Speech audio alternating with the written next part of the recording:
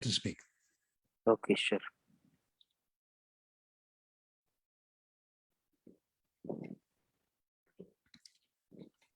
And we'll take questions from people in the comments because reading is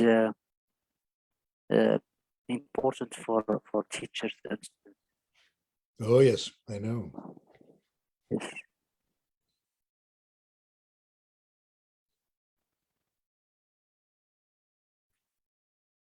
Good evening, everyone. Welcome to another online session. I am very, very excited to start today's session with our friend Stephen Krashen. So tonight we will talk about the power of reading and more specifically about pleasure reading. So I just want you to ask questions, post comments, and we'll pass the questions and the comments to Stephen to address some of them during or at the end of the session. The end So, is better. Okay. yes, okay, the end of the session will be. Yes, okay.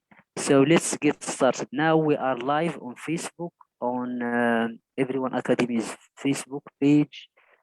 Before we start, I just want to remind the audience that our objective is to, or our mission more specifically, is to connect teachers together to learn from different experiences. And our sessions are free, as you know.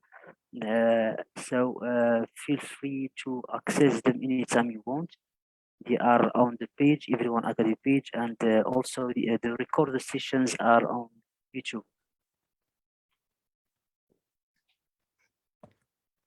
So let's get started.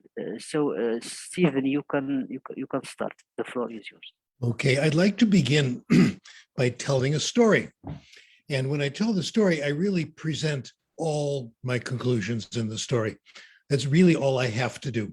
But I'm going to tell the story first, and then I'm going to bore you with all the research. Here's the story. We have been in a pandemic, as you know, and many people have been home. I have been home mostly 100% of the time for the last 2 years. It's really very nice, actually. I like being home. I tell people I'm home alone with my girlfriend, and we have only been married for 55 years. So we're still doing very, very well. Well, what have I been doing at home? I have been talking to my wife, which is very nice. I've been practicing the piano, not just playing. I've been exercising. I've been doing my work, lots and lots of work. And I've been working on my languages. And I want to tell you about my progress with my languages, something we are all interested in. The language I've been working on is Spanish. I live in Southern California, of course. Every Friday morning, the local supermarket has a special time, 6:30 in the morning, where old people can come and shop, only old people. You have to be 65 years old or older, and I qualify. So every Friday morning, I've been going to the supermarket. The first time I did it, it was very nice, not too many customers. The first time I did it, I took my food to the cash register so the man could see how much it was. And I noticed his name. His name was Fidel. It was written on his shirt. Fidel is, of course, a Spanish name. So I took a chance and I spoke to him in Spanish. Now, Spanish is not my best language. Spanish is like number 4. But so I have an accent. I don't speak very well. He answered me in English because he was instructed he has to do that. Only speak English to customers. Well, I was ready. I answered him in Spanish and I said, Fidel, you can help me. Fidel, tú puedes ayudarme. I really want to get good in Spanish. Mi meta es de hablar español como ustedes. I want to speak Spanish the way you do, you in the plural, okay? Por favor, hablamos español. Let's speak Spanish. He really liked that because he felt he was helping, all right? It was really nice. So every week, every Friday morning, for the last year and a half, I have been talking to Fidel when I pay for my groceries, okay? And I can tell that my Spanish is getting better. He speaks more quickly. We do a lot of gossip. In Spanish, if you just say to speak, you say hablar. But if you talk about gossip, it's charlar. So we've been doing that, talking about other people, saying things and all that. Anyway, so I think I'm getting better. And he speaks more quickly, which is very interesting. Also, occasionally, not too often, I speak Spanish to other people. One of my friends, she had never heard me speak Spanish before, Mexican American. I spoke Spanish to her. This was recently. And she said, Steve, your Spanish is so much better. What are you doing? Well, this is what I'm doing. It's not from talking to Fidel. I only talk to Fidel maybe 1 minute once a week. That's not a lot of time, okay? Because he has other customers, he has work to do. When I go home, I've been reading. An idea I got from my colleague, Benico Mason. I've been reading lots and lots of very, very easy books in Spanish. I have read authentic books written for native speakers. I can get through them. It's not real comfortable. I need more background. I'm getting it from books for students. They're called graded readers. Books for beginning, book for intermediate, books for advanced. But if you're not ready for native Spanish, this is for you. I've been reading a lot of them, and that's why I'm getting better. I'll tell you the good news about graded readers. Many of you are familiar with them from English classes. They're getting better. Graded readers today are really literature. They're not just silly stories. They're pretty good. I have two favorite authors. One of them is a well-known person in our field. I'll mention his name as soon as I think of it. And the other is a lady named Adriana Ramirez. Adriana Ramirez lives in Canada, but she's originally from Colombia, Bogota, and she teaches Spanish. She writes stories. She writes graded readers in Spanish, and they're really, really good. I'll tell you about one of them. This is what you can come across in graded readers today. It's a story about a young man, a high school student from the United States, who's visiting Mexico. He goes to Bogota, where the author lives, and he makes an appointment to see a friend of his at another hotel. So he leaves his hotel, he walks, and he gets lost. What am I going to do? He sees another young man walking, and he says, "Can you help me?" in his bad Spanish. The guy says, "Sure, where are you going?" He tells him, "Oh yeah, I know where that is. It's another hotel. It's very close. I'll walk with you." So they start to walk, and they meet three beautiful young ladies. See, the book gets interesting. The young ladies rush up to his new friend. They give him hugs. They give him kisses on the cheek. They hold his hand, and they have a wonderful time. Then the three young ladies leave, and his new guide says, "I suppose you want to know what's going on here." He says, there's nothing happening. This isn't romance. This is just the way we are in Bogota, Colombia. This is our habit. I know these young ladies very well. Two of them are my cousins. The other one I have known since she was 5 years old. So there's no adventure here. There's no sex going on. This is just the custom. What Adriana Ramirez does in her book, she has scenes like this where there's potential misunderstandings, and she uses it as a way of explaining the culture, which is brilliant. I've read about 10 of her books. Whenever I get a new one, I'm quite excited. The last one I'm reading now is about a young man who's hard of hearing and how he has to get a hearing aid and how it makes him uncomfortable and embarrassing. And I can identify with that because I need to get a hearing aid. I'm getting older and I can't hear very well. So this is what the stories are about. They're getting better. I'm getting better. It's not from speaking. I don't speak Spanish to anybody. Once a week for 1 minute with Fidel. That's not enough, okay? It's not from study. I'm not studying a grammar book. I'm not doing grammar exercises. When I speak, Fidel does not correct my errors. I don't care. It's from reading the story. And that is my theory today. I'm going to say the same thing now. I'm going to repeat it all and be much less interesting. And I'll make it very scholarly and very boring. If they can see the handout, Aziz, if they can see the outline, you'll see that I'm going to begin with hypotheses. I'm going to tell you some hypotheses. Would you like me to share the handout now? Yes, please. That would be wonderful. Okay, screen sharing. Shukram, Habibi. Very good. Okay. The first hypothesis we're going to look at is called the acquisition learning hypothesis, and you've probably heard about it. It says we have two ways of getting better in another language. You can acquire language, you can learn language, and they're very different. Acquisition is subconscious. A synonym is picking up a language. I was in France for 2 weeks and I picked up some French that really means you acquired it without study. Acquisition is subconscious. While it's happening, you don't know it's happening. You think you're having a conversation.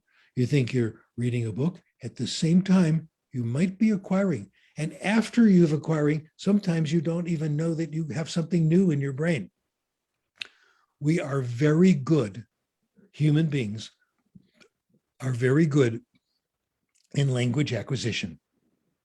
We are not very good in learning. Learning is the other process. Learning is knowing about language. It's what you did in school. This is how you do the future tense. The third person singular, you put an S at the end. That's conscious learning. When we talk about grammar, when we talk about rules in everyday language, we really mean learning. The idea is that error correction is supposed to help you learn. That's the idea. You make a mistake, someone corrects you, you change your idea of what the rule is. So the student comes to class and says to the teacher, I comes to school every day. Teacher says, no, it's I come to school every day. The student is supposed to think that S doesn't go on the first person singular, it goes on the third person singular. That's the idea. We are not very good at language learning. Error correction doesn't work very well. Language learning is hard to do. The brain is not good at it. We'll come back to that. Next hypothesis kept me very busy in the 1980s, the natural order hypothesis. It says we acquire, not learn, but acquire the rules of language in a predictable order. Some rules come in the beginning, some in the middle, some at the end. For example, the progressive tense. John is playing the violin. That's early. The third person singular is very late. In first language, there could be 6 months or a year between the progressive and the third person singular. Now, let me share with you some interesting facts about natural order. You can't change it. It's there. You can't change it. When we make textbooks, the textbook writers first put the simple rules early, then the hard rules. That's not the way the brain works. The brain has its own order of acquisition, and you can't change it. It's there. You can drill the third person singular all day long, but just like good wine, it won't be ready until its time has come. The order, the natural order, is not the syllabus. I thought it was. In 1980, I gave a big speech at the TESOL convention in Los Angeles. And I said, we have the answer. We have the natural order. We'll just teach along the natural order. Wrong. Not for the first time in my life, certainly not for the last time. That was absolutely wrong. We'll come back to that. There's, I think, a very easy solution to this. The next hypothesis has to do with how we use grammar. Grammar, I'm not against grammar teaching. People say, Krashen hates grammar teaching, don't do it. No, it's difficult. That's my position. It's very hard to teach, very hard to use. We think, our hypothesis is, we use grammar as an editor. We call it a monitor. You're about to say something in another language. You think of the sentence in your mind, you think of the rules, and you make corrections. So it's an editor, same thing when you write. This is very hard to do. In order to do this, 3 conditions have to be met, and they're very, very difficult to meet. Number 1, you have to know the rule. We don't know the rules. Nobody knows the rules. We know a lot of them, but certainly not all. The person in the world today who knows the most consciously about English is a man named Noam Chomsky. Professor Chomsky has spent most of his awake life analyzing English. And his hypothesis is when you get the right grammar, it'll tell you where the universals are, the universal principles. And he knows lots of rules. And he tells you, we've only described fragments of language. So the best linguists don't know all the rules. The best language teachers don't know all the rules. The best textbooks don't contain all the correct rules. Our best students don't understand us when we explain the rules. So we're dealing with a tiny, tiny part of the grammar of the language. So knowing the rule makes it very hard to use the grammar, okay? Number 2, if you want to apply rules and use it for self-correction and correct your own writing, you've got to be thinking about correction. When you're having a conversation, if you try to think about correcting, you're making sure your grammar is correct, you'll have a very hard time. You can't have a conversation with someone else while you're busy planning your next sentence and thinking about grammar. It's kind of like patting your head and rubbing your stomach at the same time. It's very, very hard to do. So you got to know the rule. You got to be thinking about rules, and you need time. You need time to find the rules in your mind, apply them to the sentence, correct the sentence. We don't have time for this during conversation. You don't have time. Sometimes we plan our sentence while the other person's talking, and then we weren't listening, so the sentence doesn't make sense anymore. So this is tough. When are these conditions met? Know the rule, think about correction, and have time. When we take a grammar test. You're in a class and you're taking a grammar test, you've studied the rule, you're thinking about correctness, and you have time because it's usually a written test. So grammar has very, very limited application. Okay, now the big moment. If we don't acquire language by studying grammar and getting corrected and all that, how do we acquire language? I'm going to state the hypothesis by giving you 2 very quick lessons in another language. I'll use a language that you've probably heard, and maybe some of you speak, not too many. And I'll give you 2 lessons, and you can tell me which of the 2 you like better, which of the 2 you think will work. Here's lesson number 1. Wir werden jetzt anfangen, Deutsch zu lernen. Und ich möchte voraus sagen, dass nach meiner Meinung Deutsch ist eine sehr schöne Sprache. Und ich hoffe, dass Sie alle sehr viel Erfolg mit Deutsch haben werden. What do you think? Good lesson so far? No. How about if I repeated it? Would that help? No. How about if I said it louder? How about if I said it and then you repeated it back? What if I wrote it on the overhead on the screen? I'll write it, you copy it down and then say it out loud. None of those things matter. None of those things mean anything. Oh, slow it down. That was pretty slow. Okay, wait till you hear the next lesson. Here's lesson number 2. And you have to watch me on the screen, okay? Lesson number 2. Das ist mein Kopf. Kopf. Verstehen Sie das? Ja, Kopf, okay. Ich habe 2 Ohren. Hier sind meine Ohren. 1, 2. 2 Ohren.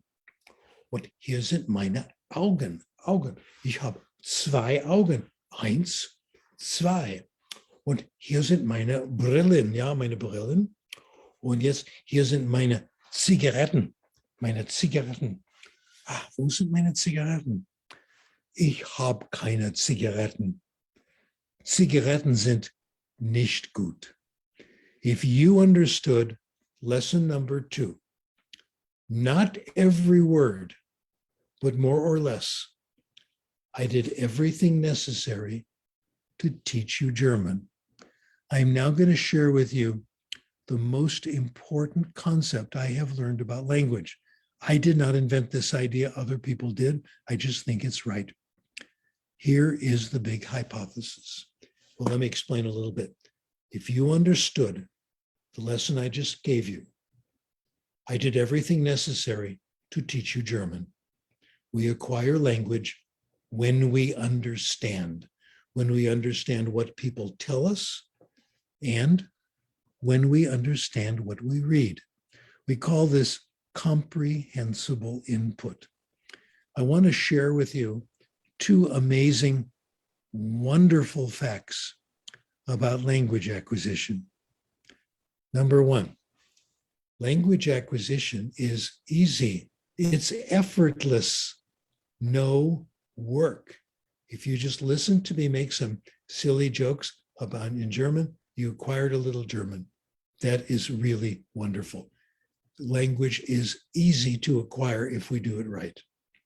That's number 1. Number 2, like it or not, you just acquired some German. If you get comprehensible input, you will acquire whether you want to or not. Language acquisition is involuntary. That is amazing. Chomsky says the language faculty in our brains is like a mental organ. It never turns off. Like you can't turn off your visual system if your eyes are open. If your eyes are open, you're going to see. You can't stop it. It's there. It's part of us. If we get comprehensible input, we acquire language, and we have no choice. That's the way we're made. Given comprehensible input, you must acquire. Now, if this is true, we come to some sub-hypotheses, some corollaries, so we'll scroll down and see that. Sub-hypothesis number 1, talking is not practicing. You remember when some of your English teachers, you were teaching an English class, and you were telling the students a story, which I think is a good idea. Your supervisor came and watched you and saw you were telling a story and said, oh no, you shouldn't be talking. The students should be talking. No, you were right. The supervisor was wrong. Talking is not practicing. The ability to speak is the result of language acquisition. More talking will not mean faster language acquisition. Also, studies show more output in the form of writing will not speed up language acquisition. These things are the result. This is a cause-effect confusion in theory, okay? In fact, there's some good evidence on this, lots of evidence I'll share with you. One, something you have experienced, if you try to speak another language and you're just a beginner, and you have to use language that you've consciously learned, not what you've acquired, it's very hard. It won't do you any good, and it's very uncomfortable. It doesn't feel good. I want to tell you another story.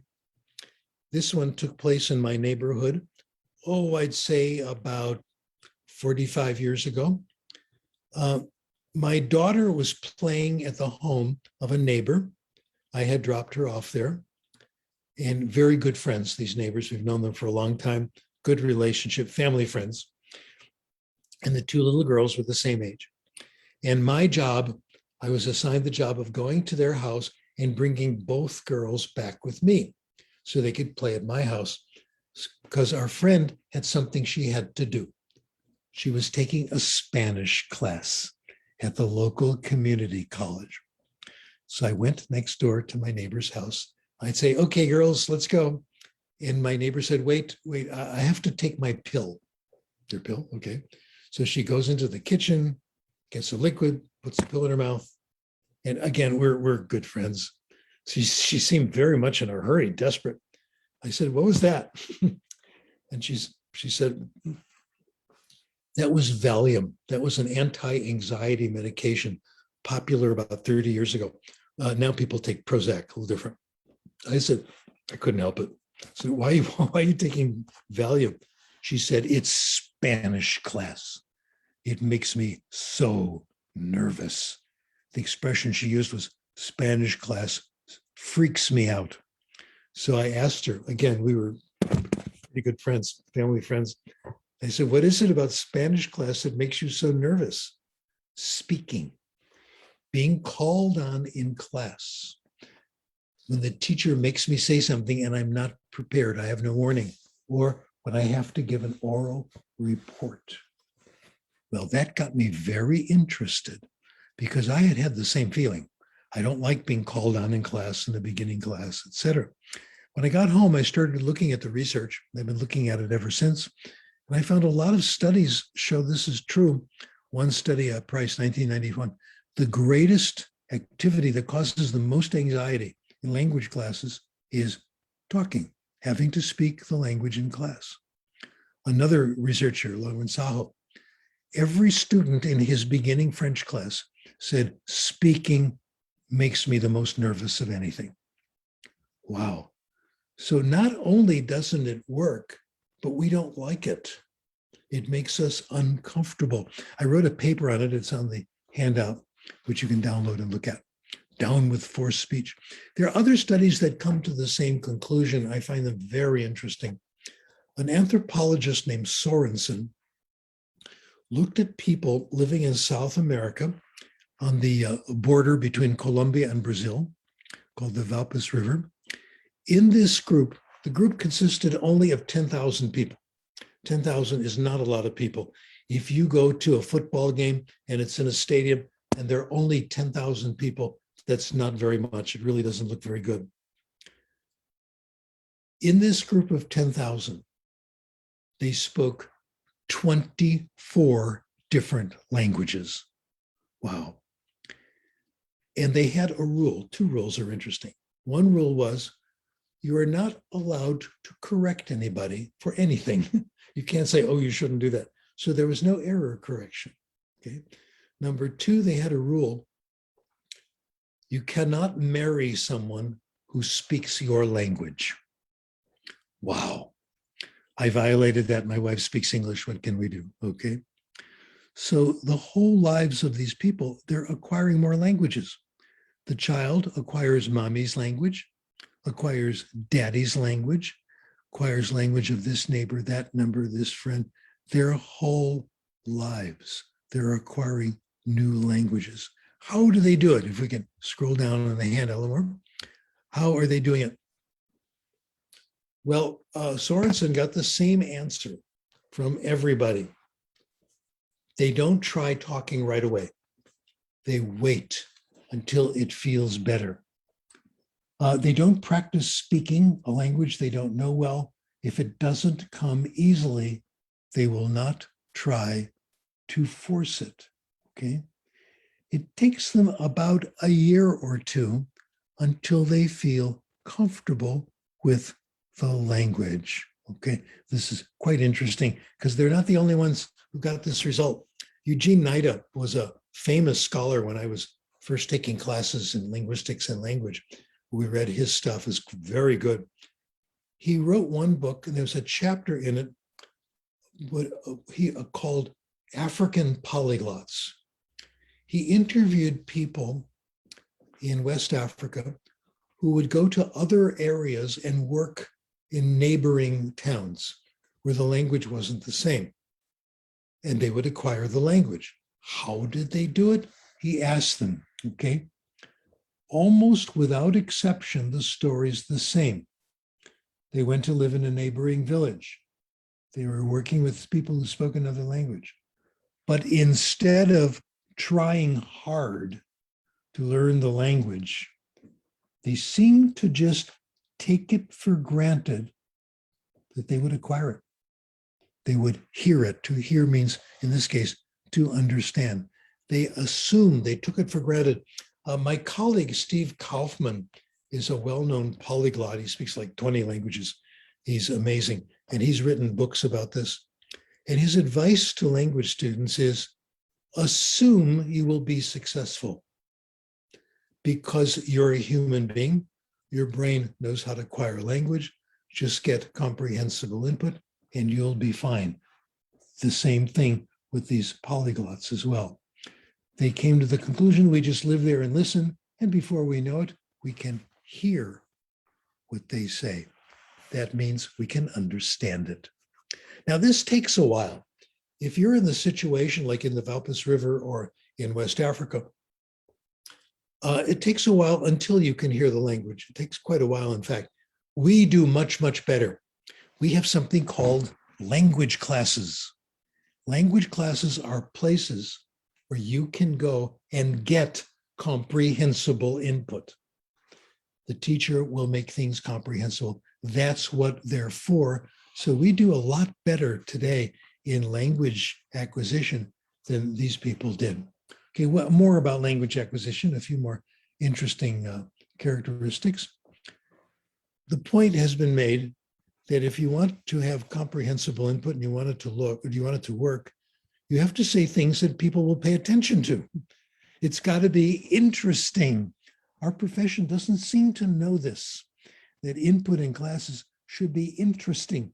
In fact, I think it's more than interest. I think input should be compelling. Compelling means so interesting that you forget that you're listening to another language, okay? That's the way we want it. We want compelling input. How do we do it? We do it from context. This is how we acquire most of the language we know. We do it from context. The researchers from the University of Illinois who do absolutely brilliant work in this area, their conclusion for first language is each time you hear or see a word in context, and you can understand even a little bit of it, a little bit of the meaning, some general idea, you're on your way. You hear it enough, you will get the entire meaning. It is gradual, okay? So each time you encounter a word in a comprehensible amount of context, you get 5 to 10% of the meaning of the form, etc. It happens over time. Gradually, it gets better and better. Now, this means context. This is the major thing. People are not very happy with context. A lot of traditional teachers don't like it very much. They say, well, context, you can't always tell what a word means from context. Sometimes context will push you in the wrong direction. Here's a famous example. You see a word, and then the person you're talking to goes like this. He's pointing with his finger and hand, okay?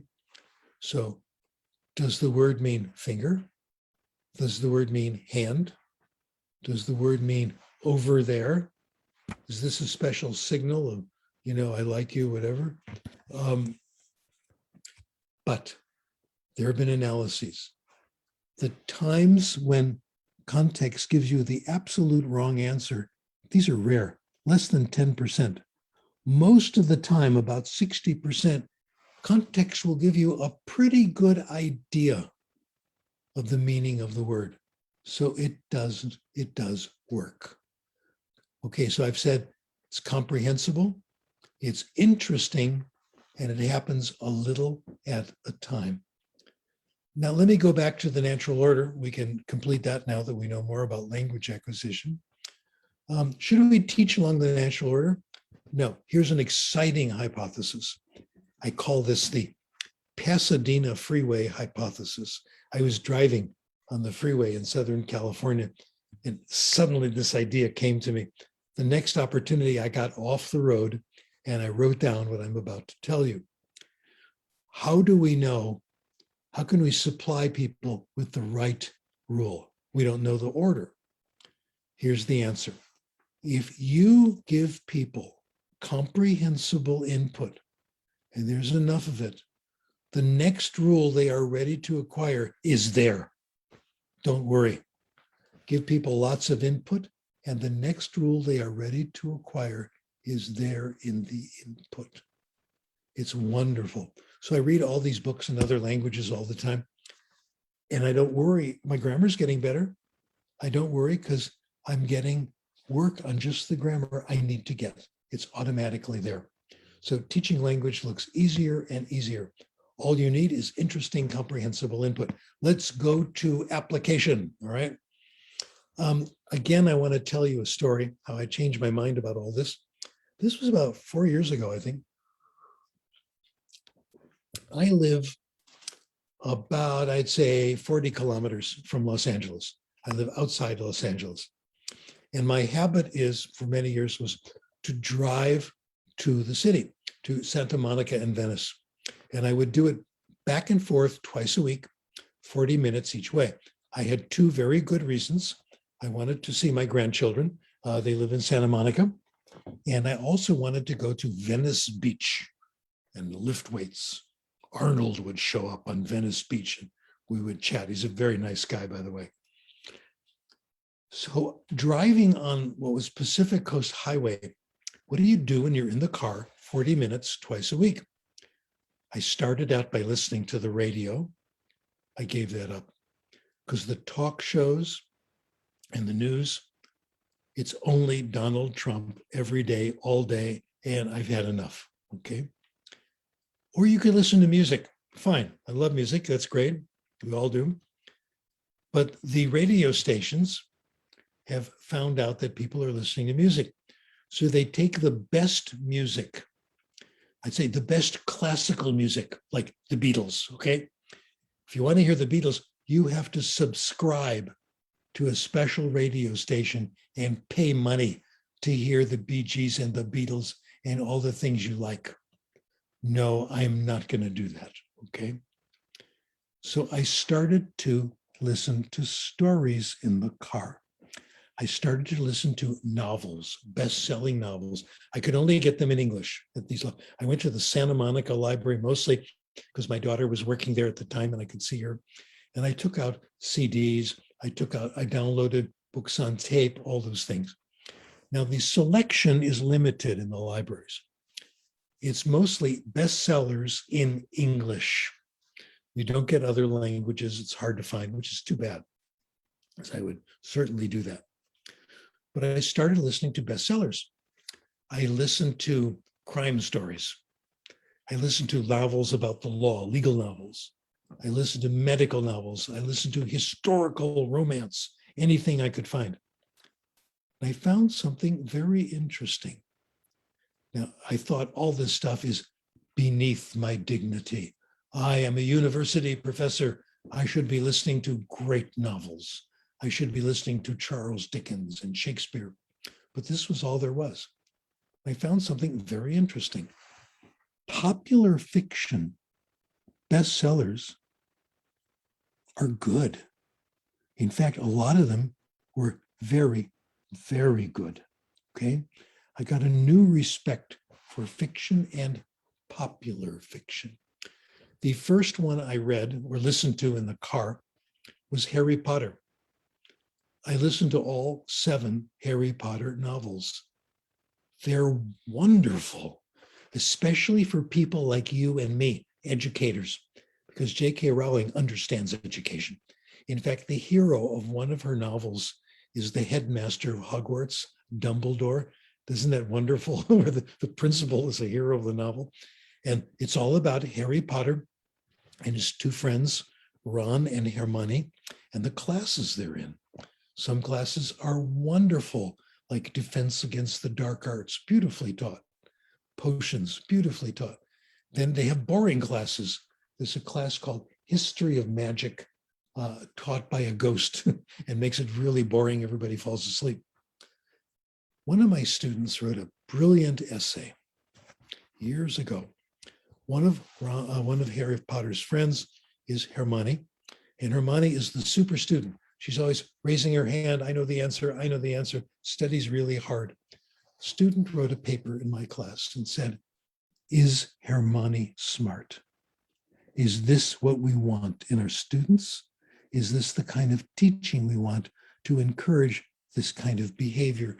Beautiful, beautiful question. Okay.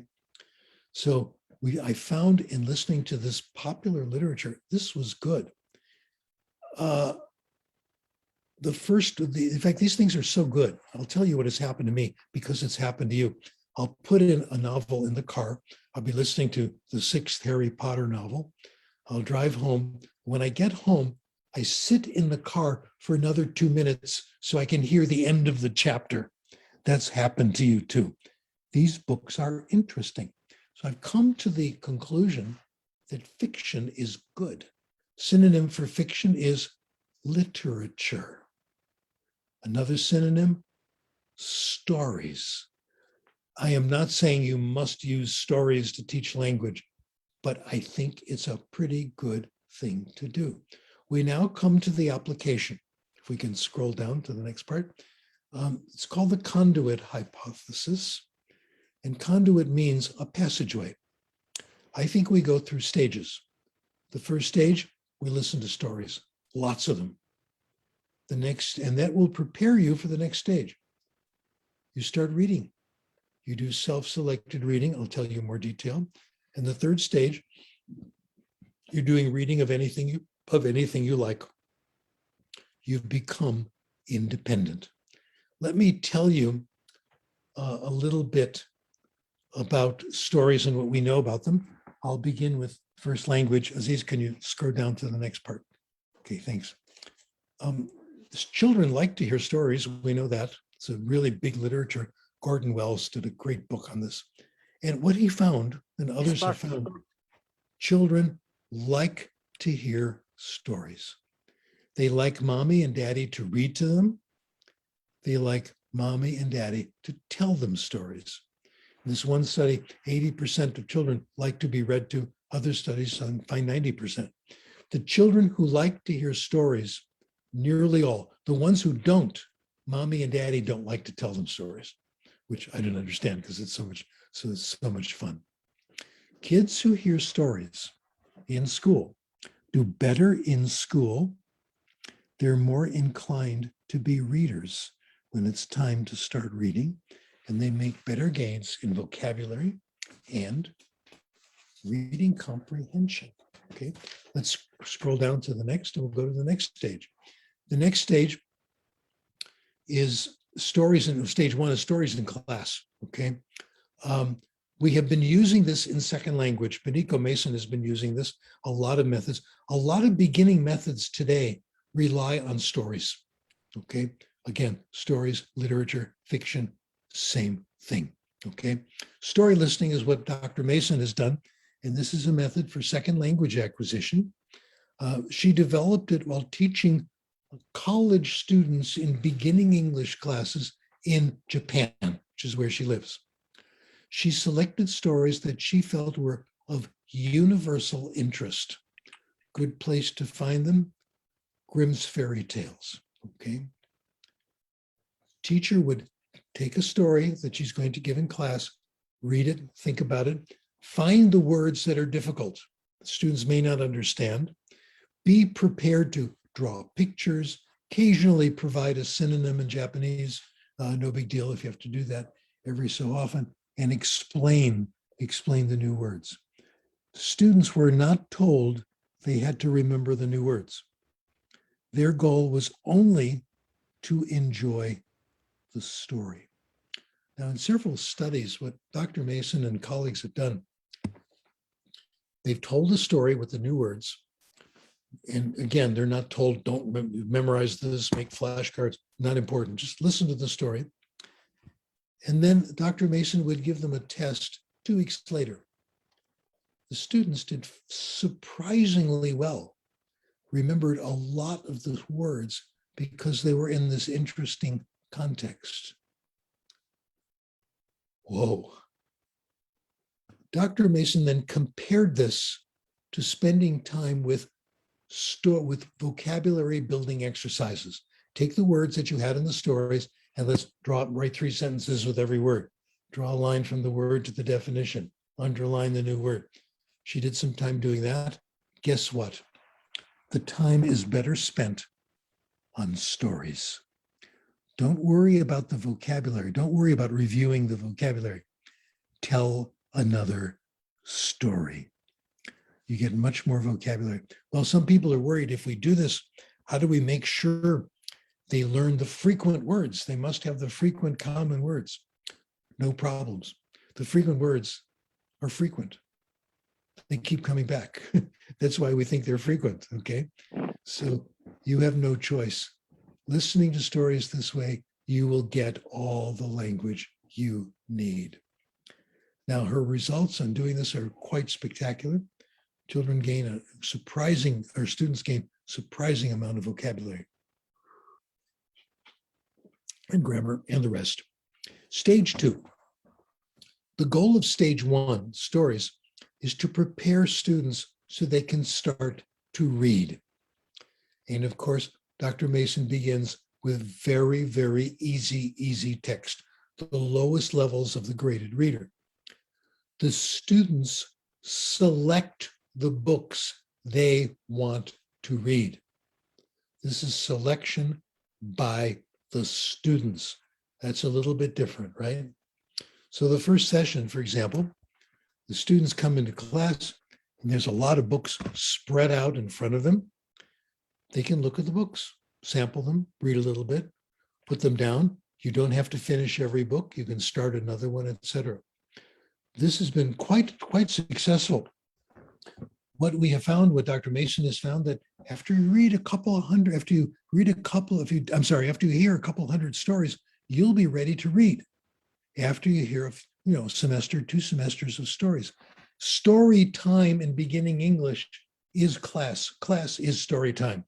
Much more fun, much more relaxing than doing exercises, presenting reports, etc. Listening to stories. Stage 2, you start to read, and the reading is self-selected. The students can try it out. Dr. Mason at her university had access to a library of several thousand graded readers in English. That's what I hope you will be having, several thousand readers. Then you take the ones you want. Well, the second stage that I've just started to discuss is called guided self-selected reading. Students choose their books with the help of the teacher.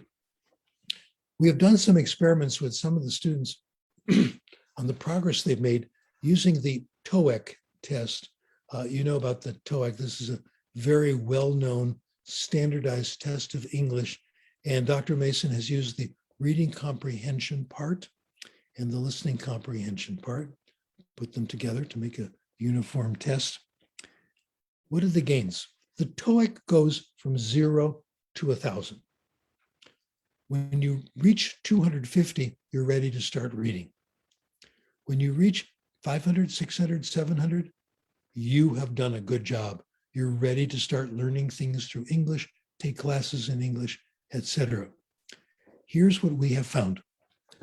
If you do self-selected interesting reading, you will gain about more than a half of a point on the TOEIC for every article you read, for every hour you read. We had a measure of how much time they were spending in reading. You will gain more than a half of a point for every class in which you read. If you do the math, here's what you find. If our students do this for 2 years, 1 hour a day, no homework, they can go all the way from the bottom to very close to the top of the TOEIC test. So this is what we found. This really, really does work. Okay, and reading along real good. I'm going to give you some other studies just to show you this isn't the only research. My former student, Fei Xin, did a study with Dr. Lin, one of her faculty members, colleagues at the university in California. They worked with Dr. Lin's daughter, a young lady named Sophia. Sophia's first language was Chinese, but at the time of this study, her English was very good. She had already was classified as an English speaker.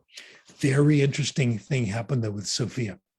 When she came to school in the fall, they would give all students a test of reading comprehension in English, okay?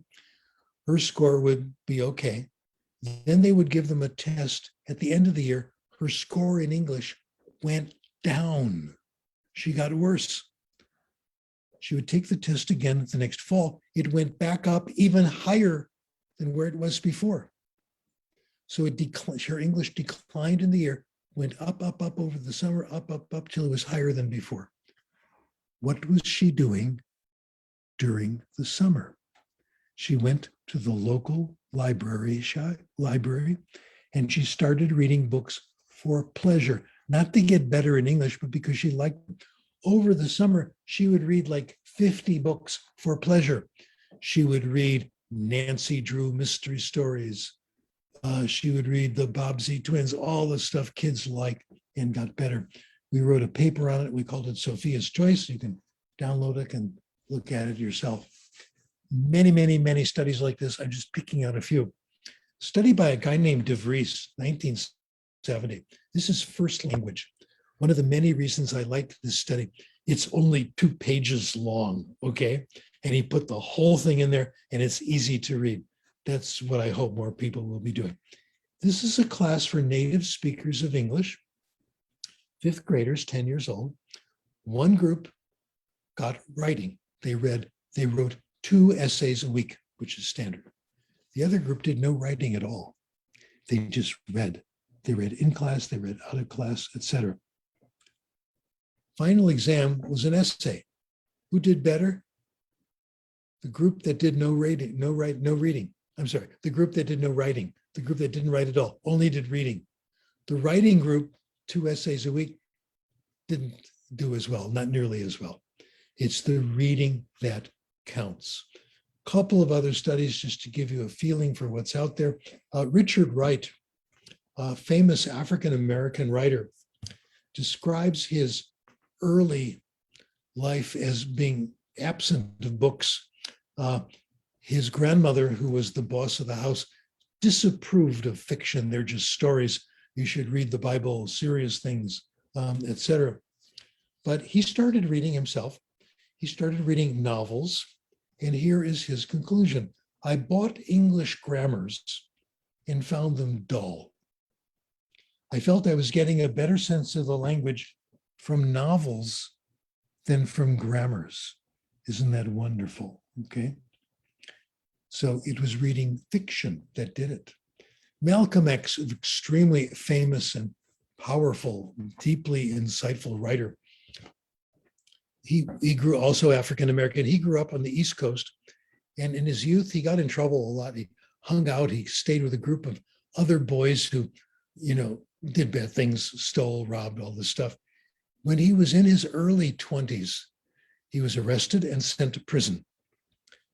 When he got out of prison, he was a good writer. He was a good speaker. He wasn't before he went in. He describes his writing as very poor. When he got out, he had changed. What happened? He said, someone telephoned me, a reporter asking questions. What was your alma mater? What school did you graduate from? He said, books.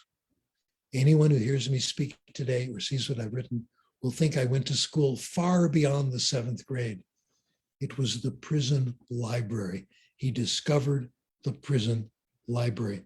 At night, the guards would come along and make sure you were in your bed under the blankets. He would be under the blankets reading with a flashlight. He said, you couldn't have gotten me out of books with a wedge. You couldn't have forced me out of books. Books were everything. He gives books the full credit. These are very interesting cases because it's reading alone compared to doing other things. If you want more of this, there's a place where you can download my book, The Power of Reading. I don't write books anymore. They're too expensive. They're so expensive, nobody can buy them. So what's the point? So I made my old books more available this way. The research also confirms that fiction is powerful. Not nonfiction, but fiction. You can get really good just reading fiction. Study done in the UK, University of London. They looked at people 41 years old, native speakers of English, gave them a big vocabulary test, and then a questionnaire on what they read. The correlation with vocabulary was with fiction. The amount of popular fiction you read was the best predictor, better than nonfiction. Okay. It also didn't matter how much you read when you were 15, when you were a kid. It's what you're reading now that counts. Well, people have worried about this also because they say, well, if you read fiction, you won't get the right vocabulary. You won't get the right grammar. Like if we tell our university students to read fiction, they'll just read stories.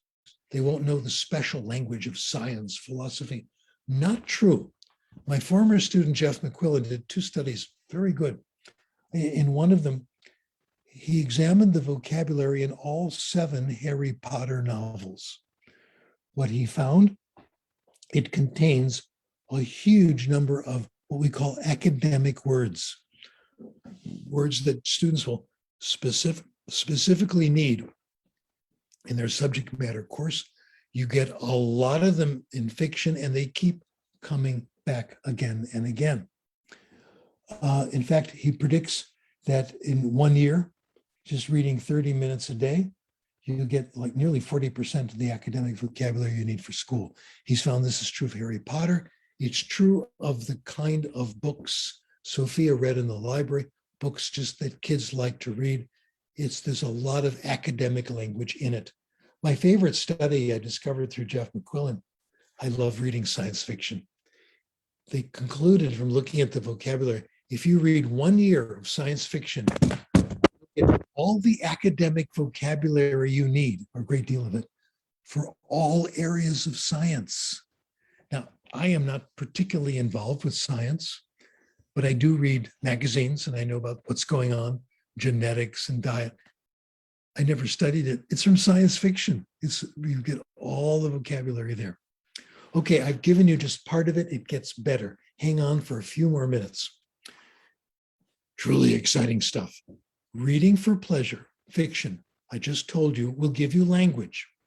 People who read more spell better, they write better, they have larger vocabularies, they have better grammar, all that stuff again and again. There's more. People who read more know more. And it's from reading fiction. Isn't that amazing? Huge study was done, 1993. Been done before, but done after, but this is the best one. Researchers Stanovich and Cunningham. They looked at college students and they gave them a test of general knowledge, just what's going on.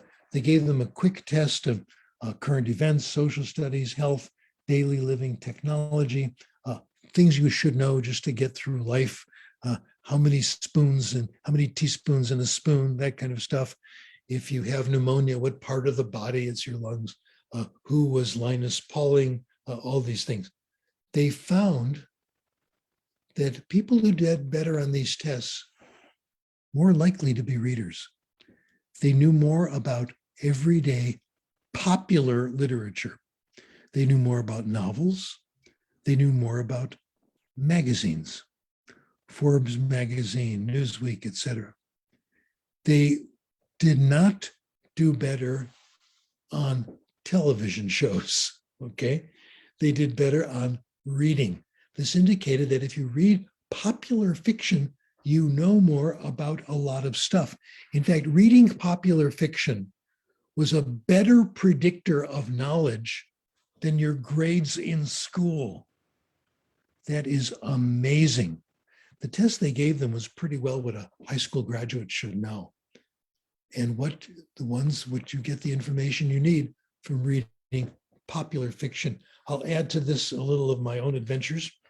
One of my closest relatives is my cousin, Evelyn. Evelyn is about 14 years older than I am. So she was always the older cousin when I was a little boy. And she and I always got along well. She and my mother were very good friends, aunt-niece relationship. Anyway, Evelyn and I were talking the other day, and she said, my late cousin Marty, who was also very, very nice to me. He had a law degree. He never studied law. He never practiced law, but he had a degree in law. He knew a lot about the law. And that helped us a lot in our lives. She said, Stephen, I'm going to study some law. I'm going to take a class in legal terminology. I said, Evelyn, I have another suggestion. Read legal novels. Read novels by John Grisham, okay? She started doing it. I've been sending her John Grisham novels, okay? She agrees with me. 10 John Grisham novels is worth about a year of law school. It's all there in the novels, made very, very interesting, okay? So it's reading that gives you general knowledge of a lot of stuff. I'll tell you what doesn't work. Are you ready for this? Homework. I have been reviewing all the research on homework. We give kids 30 minutes of homework, an hour of homework, more and more as they go through school. In secondary schools, 2.5, 3 hours of homework every night. The effect, so tiny or none. Homework isn't worth it. The time should be spent during doing pleasure reading, in my opinion, okay? There's a little more about reading I want to share with you and reading fiction. Reading gives you positive, what we call habits of mind. I read about this in an article in Scientific American about 10 years ago, and I really have seen a lot in this research. It's good. People who read more fiction have more empathy for other people. They have more understanding of other people. They also realize the world is complicated and simple solutions don't work very much, don't work very well. You are all aware that Donald Trump is not a reader. And my goodness, does it show. Donald Trump always makes mistakes about knowledge of countries, current events, and recommends solutions that we know are absolutely too simple and won't work. One TV person said this. She said, if you read, you have led the lives. If you read fiction, you've led the lives of so many other people, more than you can in your own life, and you get a good idea of how other people think. Noam Chomsky said something similar. He said, we're going to get a better sense of human nature from reading fiction than from scientific psychology. And here's the best one, Barack Obama. He was interviewed by the Guardian, British newspaper. They asked him about reading. He said, I think I understand my role as citizen. The important stuff I've learned from novels. It has to do with empathy, being comfortable with the notion the world is complicated and full of grays. There's still truth to be found there. You can connect with other people, even though they're very, very different. Okay, you can tell this is a reader talking. Now, if we're going to do something about this, let me conclude by talking about practical steps that need to be taken. Obviously, everyone needs easy access to books. I'll give you a 1-minute survey of research on libraries. In the United States, with native speakers of English, that's where we have the research. Students who are at schools with a good library, good school library, good collection, and the presence of a qualified librarian. They always do better in school. They do better on the big national examinations. So a good school library with a wide selection of books, of course. Final point, self-selection. How important it is. I told you I'd come back to this. I'm going to tell you what happened to me because I think it happened to you. It's very good evidence.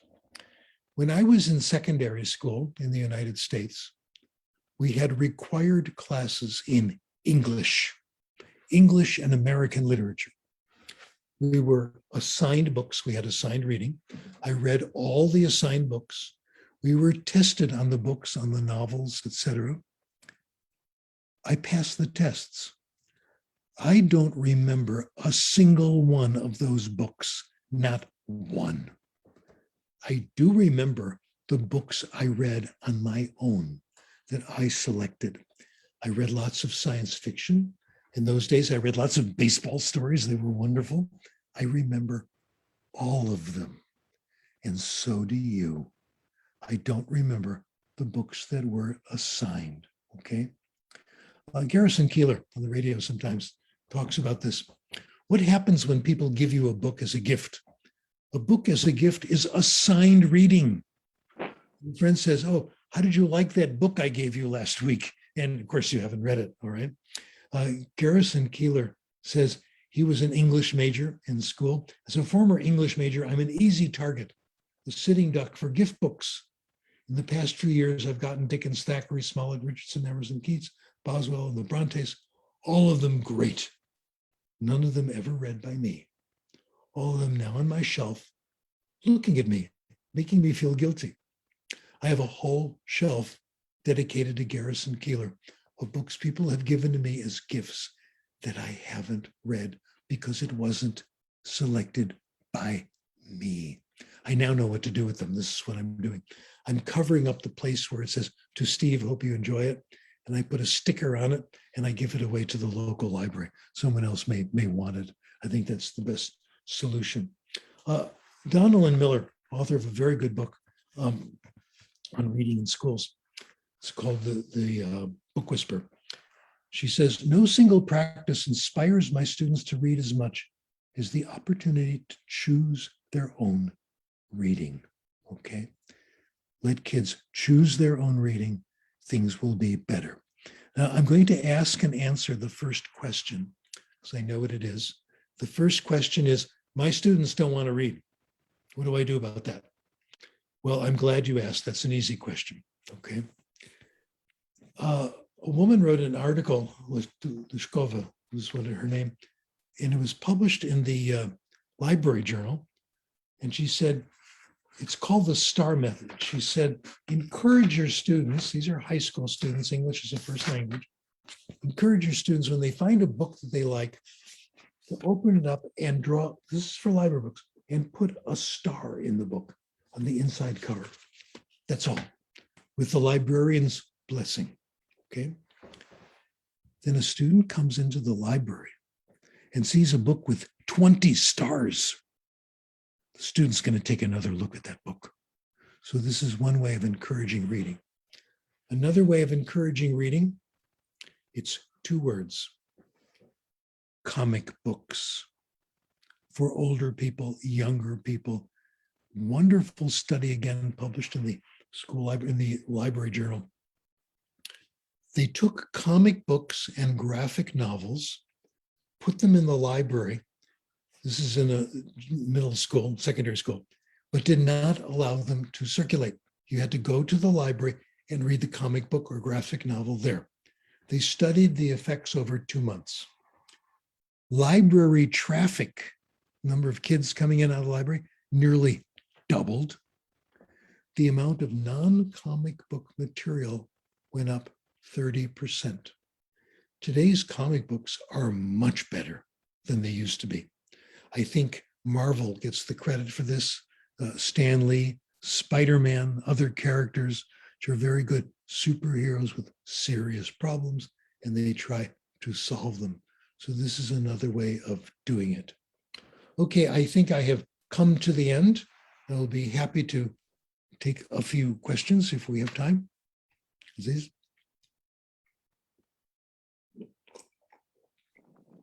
Thank you. Very interesting talk, really. So we'll have just some quick comments about some of the ideas you shared in your talk.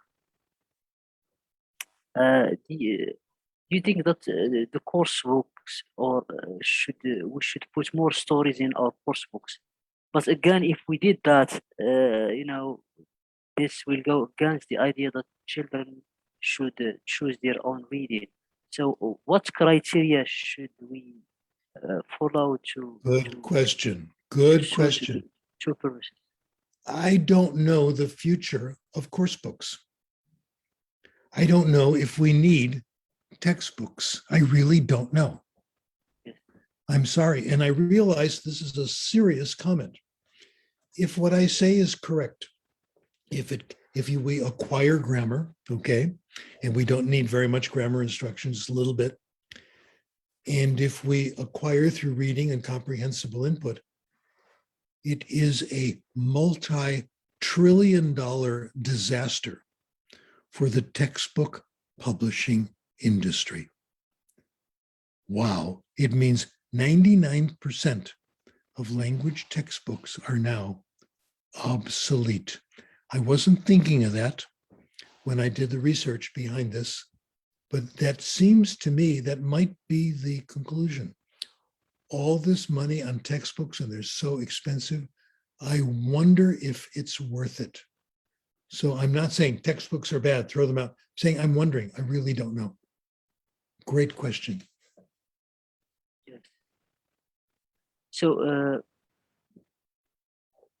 a school library is really a creative idea because it will encourage students to choose their own books and to at the same time improve their reading skills, and they are also preparing themselves for the exams, etc., as you have mentioned.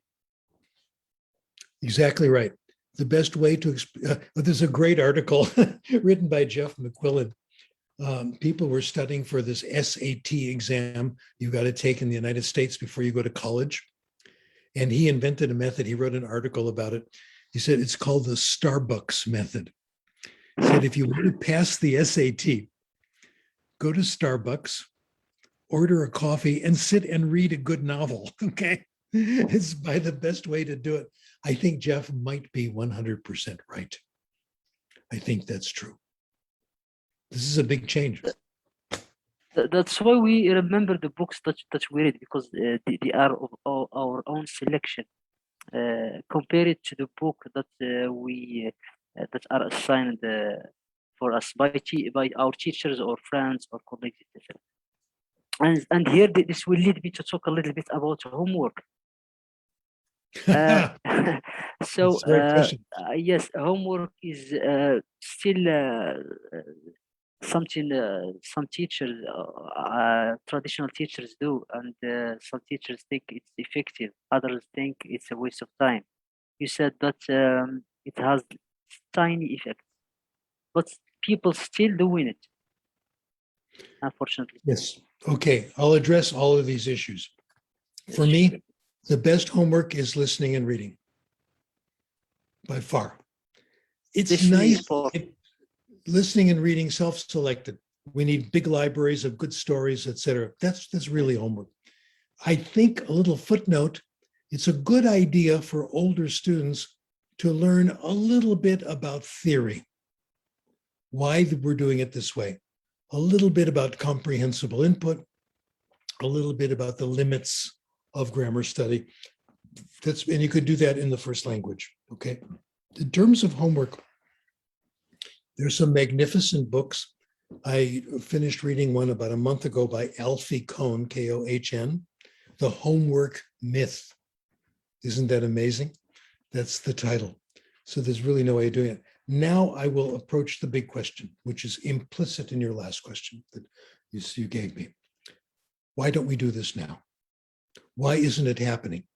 You could say, well, Dr. Krashen, you've been working on this for 50 years, okay? Written all these articles and nothing has happened.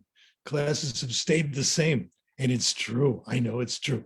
The classes, my family members go through, cousins, children, the catalogs I've seen, most of the classes could have been taught in 1941. There's really been very little change. It's grammar, homework, talking, correction. Here's the reason why. Number one, the research is buried. The research is buried in technical papers and technical books, okay? There's nothing on the popular market that will tell you about this stuff, okay? So it's hard to find out. Not only is it buried, but it's very poorly written. It's written in language that is so complicated, I can barely understand it. So this is a big problem. Also, the articles are so unbelievably long and boring. I read the journals, I can hardly stay awake. A new journal comes, it's more coffee. I have to do that, otherwise I can't get through it. Okay. Because someone said, if you ask someone the time, you shouldn't give them a history of the wristwatch. And that's what everybody's doing. So we have to change our academic style. Not only that, the articles and the books are expensive. The average book about language teaching and about language acquisition, in terms of American money, it's $50, $150. The journals are expensive. I can no longer afford technical books. I cannot afford technical journals. I can't. I don't know anybody who can. Yes. The only people who have access to this stuff are currently professors at universities who have privileges in the library. The library will make you copies. I'm now retired. I don't have privileges. I have to find it elsewhere. Okay. There is a cure, and I'm going to ask for the cooperation of this group. I'll tell you what I do, and I invite you to try it. First of all the articles I write, everything is open access. It's free. You can find the free books and articles on my website, sdkrashen.com, and I post regularly on Twitter. Please follow me on Twitter. On Twitter, I am skrashen, okay? And I announce new articles of mine and of my colleagues. So there are several journals I know who do only open access. You don't pay for the journal. Like ResearchGate, maybe? Pardon? Like ResearchGate. ResearchGate. It's exactly like ResearchGate. ResearchGate is wonderful. I put a lot of my papers on ResearchGate. Thank you for mentioning that. That's the idea. We need more of that. I submitted a paper to a journal called Language Issues this morning, and it's free. Costs me nothing, will cost you nothing to download. Okay. That's great. That's great. Thank you so much. There are a few things. If you start reading my stuff, you'll find other people who do that. So that's the next step. We publish open access. It should all be free. I have a couple of allies who are helping with this. It all began with a mathematician. I'm taking his ideas. I also have a friend in India. we're email friends. You know, we all have friends like this where we know other people, first name, all this, and we've never met in real life. So Albert Pryor is my friend in India, and he wrote a wonderful editorial that was published in a major paper called The Hindu. He called for open access. If you have something that helps the common good, it must be free. Like vaccinations for the COVID virus are free in the United States. That's exactly right, because it's for the good of everybody. So yes, the same thing with the science. The articles have to be short, open access, free. Yes, Stephen, we are like encouraging this in Everyone Academy. You know, at the end of the sessions, we ask people to submit short articles about their takeaways from the session.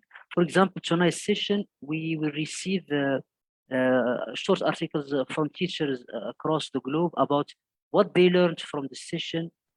It's not necessarily a research. It is just an article. You know, short and to the point, simple. Exactly. I review articles all the time. You know, people send an article to journal, they send it to me, other scholars. And I started a new rule about 6 years ago. I said, I will not review articles that are longer than 5 pages.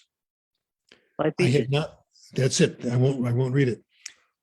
I have not reviewed an article in 6 years. They're all much, much too long, unnecessarily long. I sent for an article that was published in Nature. Do you think some researchers would like to show off or something?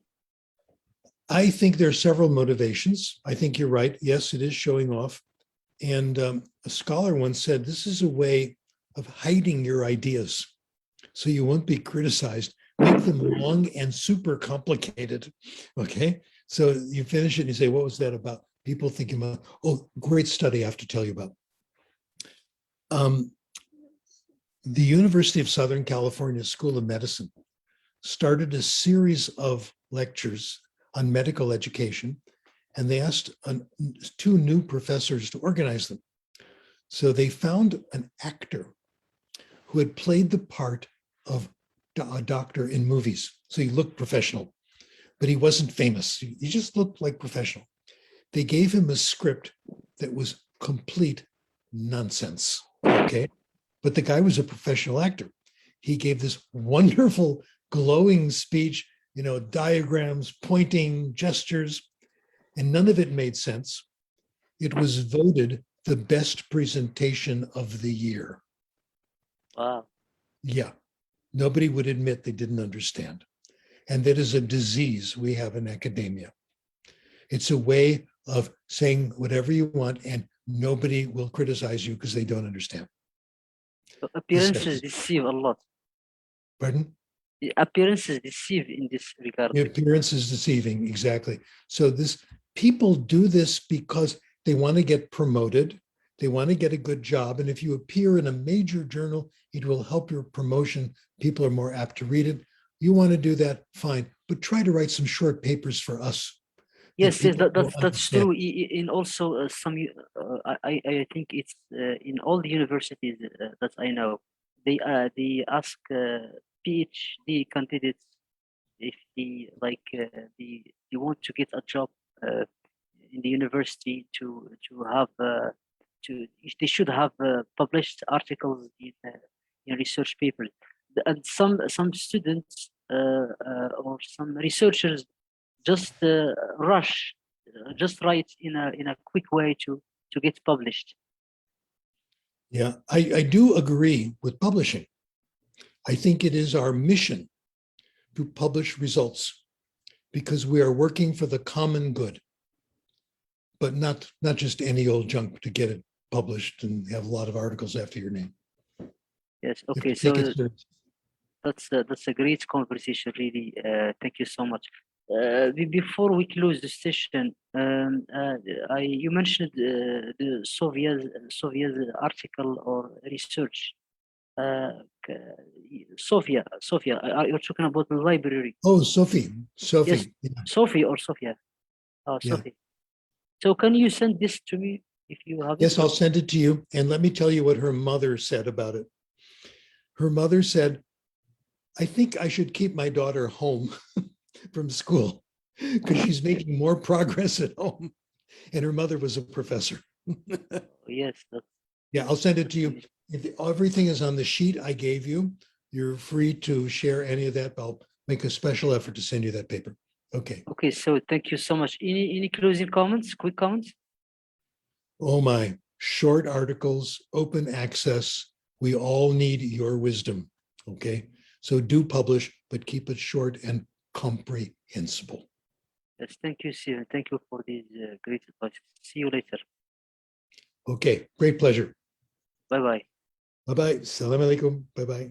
Salam. Oh, by the way, in terms of Arabic, I'm really sad about Arabic. I speak 2 Semitic languages. I speak Amharic from 2 years in Ethiopia, and I speak Hebrew, but not Arabic. Isn't You are that still not progressing in Arabic. Pardon? You are still not progressing in Arabic. No, I don't have any comprehensible input. And that's the responsibility of you and your colleagues. Thank you. Okay. Yes, okay, sure. Thank you so much. Okay, it's been a great pleasure. Bye-bye.